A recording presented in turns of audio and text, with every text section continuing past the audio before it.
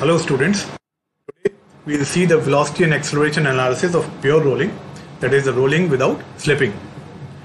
We learn the basic concepts of pure rolling and also we will solve a problem from GATE 2012. So let's see what is the problem. The problem is defined as a solid disk of radius r rolls without slipping on a horizontal floor with angular velocity omega and angular acceleration alpha.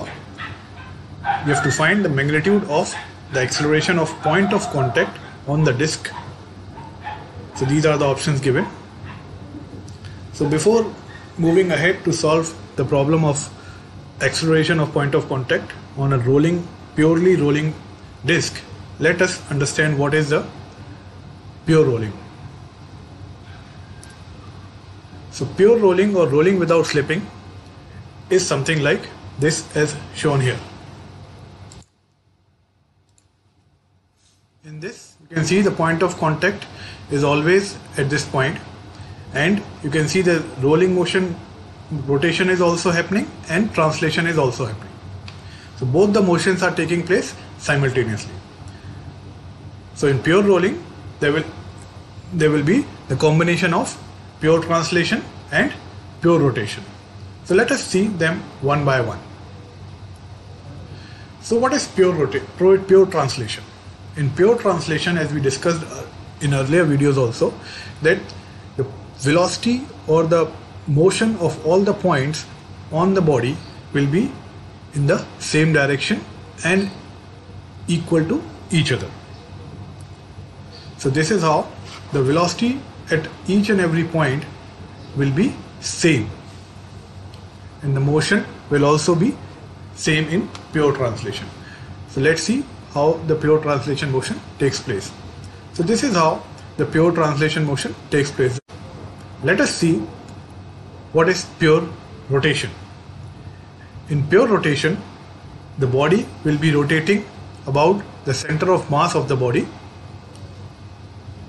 and the velocities at various points will be at this point, the direction of velocity will be in this direction and it will be omega r. Similarly, at this point the velocity will be in downward direction, in the tangential direction, and the magnitude will be same as omega r. At this point the direction will be from right to left and magnitude will be omega r. Similarly, at this point the direction of velocity will be in the upward direction and with the same magnitude. So let's see how the pure rotation motion takes place. This is how the pure rotation motion takes place. The velocity vectors are changing at each and every point of rotation. Let us now see what is pure rolling. Pure rolling takes place with the combination of translation and rotation both. So there will be a pure translation motion also and pure rotation motion also in combination to each other. Simultaneously both the process will take place.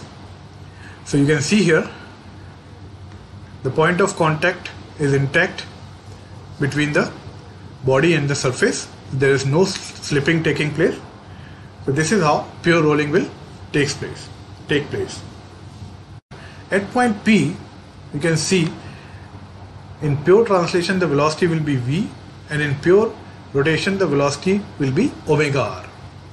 And if pure rolling is taking place, then at point P or at the point of contact this velocity and this velocity should be equal, otherwise slipping will take place. So in pure rolling this velocity vector of pure translation and this velocity vector of pure rotation will cancel each other. So in pure rolling at point P, the net velocity at point P will be 0, because this point P is the point of contact and there is no slip taking place here. So as per the concept of no slip condition, the velocity at point P should be 0. So net velocity at P should be 0. So what should be the velocity at P? Velocity at P will be v of translation and omega r of rotation. So velocity of P should be V, and since the direction of omega r is in the opposite direction, it should be V minus omega r. So velocity of P would be V minus omega r, and it will be equal to 0. So we have V is equal to omega r. Moving further, at point P, if V is greater than omega r, if V is greater than omega r, that means this velocity is greater than omega r, then there will be slipping in forward direction. Similarly, if V is less than omega r, that is omega r is more than V, then there will be slipping in the backward direction, right? So if the velocity is not equal, then if the velocity V and omega are not equal, then there will be slipping in the forward or in the backward direction depending on which velocity is more. So this is the case of velocity analysis. Now let us understand the acceleration analysis. So in pure translation, the acceleration at each point will again be same. The acceleration at each point, as we see, will be equal to a, suppose. Further, in acceleration in pure rotation will again be as shown here.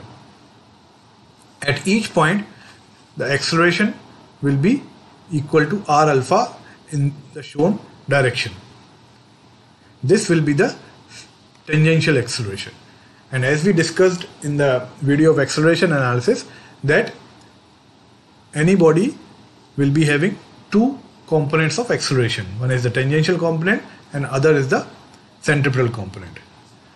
So the direction of the centripetal component is towards the center of rotation.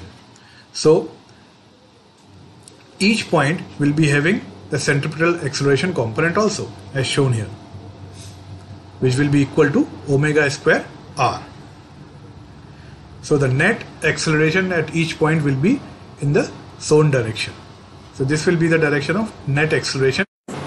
In case of pure rolling, as we know, it is the combination of rotational motion and translation motion taking place simultaneously. So as we can see here, the acceleration component of translation and acceleration component of rotation r alpha will cancel out each other, as they should be equal. Let us see it once again.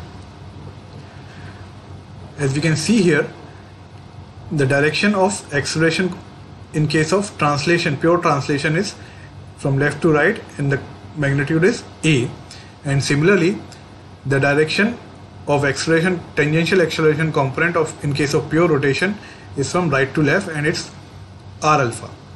So if there is no slipping taking place, then at point P, without slipping, a should be equal to alpha, r alpha. So after cancellation of a and r alpha, still omega square r will be remaining. So in case of pure rolling, omega square r should be the acceleration at point P. Now let us see the question. The question was, we have to find out the acceleration of point of contact of on the disc. So as per our discussion,